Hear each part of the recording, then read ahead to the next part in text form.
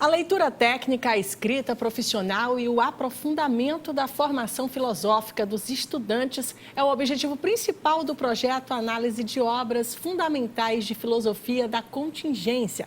O trabalho é uma oportunidade para os alunos trabalharem as características reflexivas dos textos filosóficos e fortalecerem suas capacidades de investigação e debate.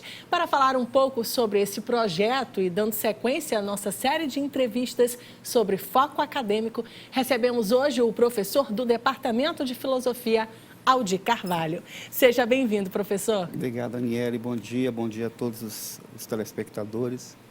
Para começar, explica para os nossos telespectadores o que é o projeto de ensino.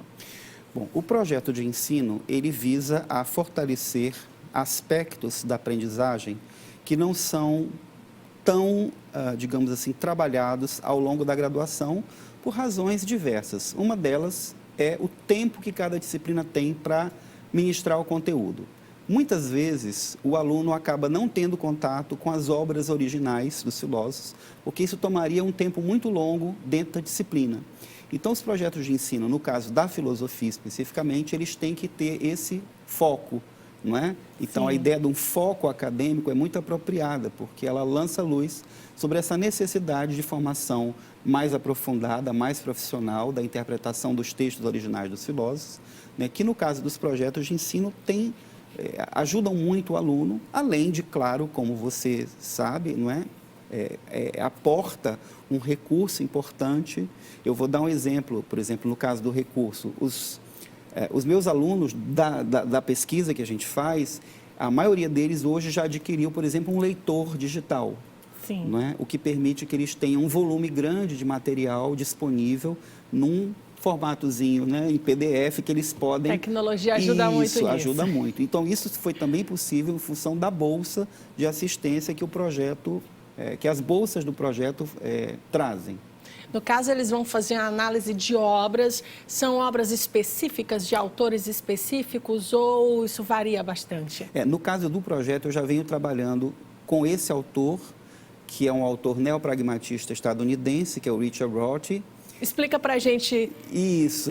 O neopragmatismo do Rorty é uma maneira de encaminhar os problemas filosóficos, não é? Em que trabalha com um foco muito grande na contingência, ou seja, enquanto toda a tradição filosófica se focou grandemente no conceito da necessidade, das verdades universais, não é?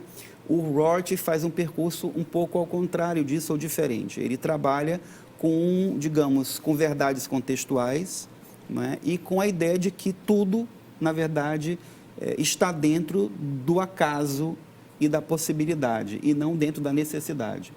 Então, isso dá um viés de leitura e de análise da realidade muito diferente do que a tradição filosófica em geral traz. Por isso, pela novidade, inclusive, é importante, de fato, tomar contato com as obras originais, até porque a gente tem poucos comentadores desse filósofo em português, né? É uma verdade, é bem diferente, né? Ele vai contra tudo aquilo que a gente vem aprendendo desde sempre e a pessoa acaba que tem que realmente, para entender um pouco mais sobre esse universo, se aprofundar, se debruçar sobre as obras, né, professor? No mínimo, dá ao aluno uma perspectiva diferenciada, porque ele tem toda uma leitura muito parecida da tradição filosófica, todos os pensadores em geral, o que a gente chama de cânone, Platão, Kant, né? Sim. Todos são pensadores que trabalham no campo da universalidade, né, da necessidade. E aí, esse autor em particular é um autor que está numa outra linhagem, que a gente remontaria talvez a Heráclito, né, e Sim. alguns dos pré-socráticos, para um pensamento da contingência, do contexto, do acaso, não é? Aquilo que é entender que tudo está submetido ao tempo e à mudança.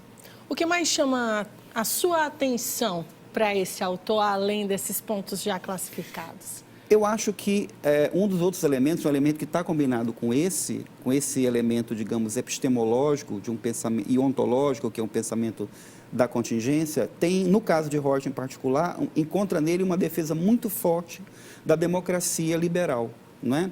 E liberal num sentido muito diferente do que no Brasil as pessoas entendem um pouco por isso, né? Do ponto de vista político, você diria que Rorty está na extrema esquerda do Partido Democrata americano. Ele seria, por exemplo, um eleitor do Bernie Sanders, né?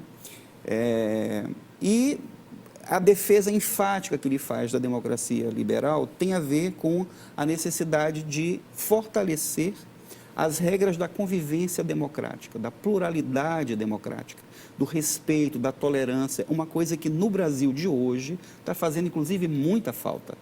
Né? Nós precisamos amadurecer como nação e, para isso, a gente precisa exatamente de fortalecer as regras da convivência, o respeito à diferença, à diversidade, à pluralidade. Né? Então, é um autor que tem esse viés muito importante, inclusive, que expressamente informa aos seus leitores que, para ele, a política tem prioridade diante, inclusive, da filosofia. Né? Questões filosóficas são, digamos assim, secundárias, de segunda ordem. As questões políticas da prática da convivência são de primeira ordem. Essas são as mais essenciais. Interessante que ele já vai causar um certo impacto, Isso, né? Ele sim. já vai causar um certo impacto e pode se tornar querido e mudar totalmente uma visão, ou ele pode ser odiado ao mesmo tempo, De né? fato, ele é bastante rechaçado por grande parte da academia, não é, que pensa do modo tradicional. Então, isso é importante também que os alunos, ao estudarem o filósofo, já se preparem para essas críticas que eventualmente acontecem, né?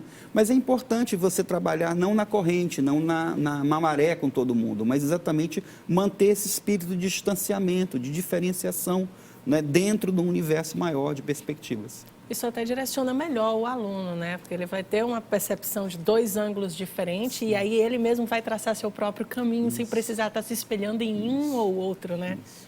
Inclusive o projeto, Aniele, ele inclui, um dos elementos centrais do projeto é a integração entre o projeto de ensino específico, não é, com o projeto de pesquisa que a gente desenvolve, por exemplo, com outros bolsistas do PIBIC.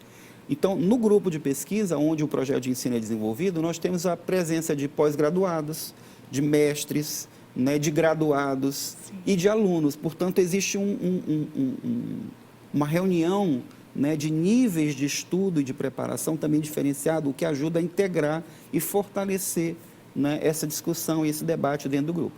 O senhor está com 4 bolsistas, né? De foco acadêmico, agora sim. São 2 de PIBIC e 4 agora de foco acadêmico, e tem mais 8 ou 10 participantes do grupo que não são bolsistas, que já são ou egressos da graduação ou pós-graduados, enfim. Qual é o perfil desse estudante? Então, o perfil em primeiro lugar, um dos aspectos que chama atenção, há uma certa vulnerabilidade social, né?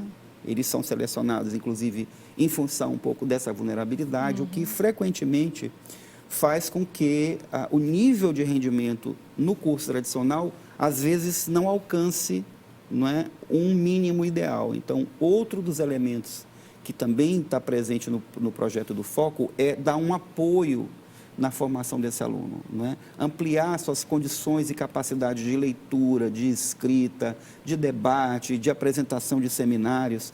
Isso é central no nosso curso. Então, é muito importante porque esses alunos têm um perfil, às vezes, de muita timidez, inclusive pela sua posição social, às vezes. Sim. Então, o trabalho no grupo favorece com que ele se cresça, né? Que ele se exponha, que ele tenha coragem de enfrentar, de apresentar, né, os textos nos seminários. Assim. É uma coisa que tem já há algum tempo, 3 anos a gente está fazendo esse projeto, e os resultados são muito bons.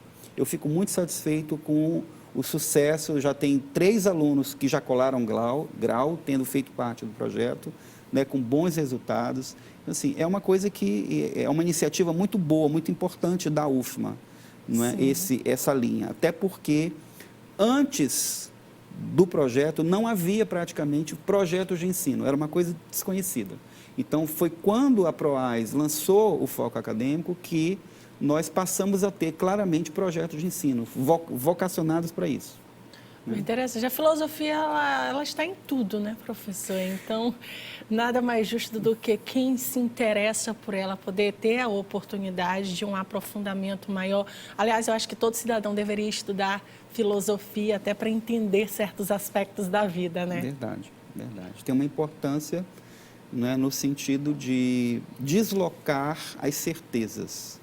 Não é? Nós, pelo movimento da massa social, nós somos levados sempre a repetir a atuar com clichês, não é? Com coisas prontas, feitas.